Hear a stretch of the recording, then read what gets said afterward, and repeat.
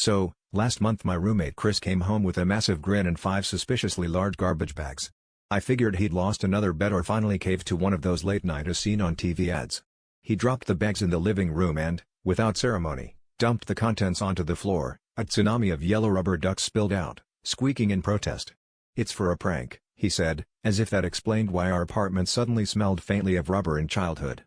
I pretended not to notice that he spent the next hour arranging them in neat little rows like a plastic duck army. At first, it was just a quirky inconvenience.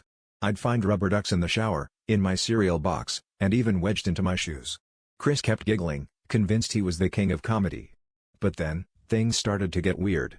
The next morning, I walked into the kitchen to find a tiny picket line of ducks blocking the fridge. Each had a toothpick sign taped to it, "More bath time. Less shelf life."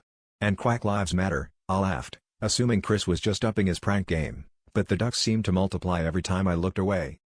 A few days later, I came home to discover the ducks had staged a sit-in on the couch, leaving me nowhere to sit but the floor.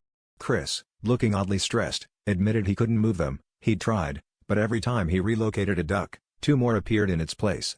It was like living in a rubbery version of Invasion of the Body Snatchers, except with less existential dread and more squeaky noises at 3 in the morning.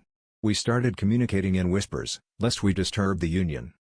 Finally, our landlord paid a surprise visit, took one look at the chaos, and handed us an eviction notice.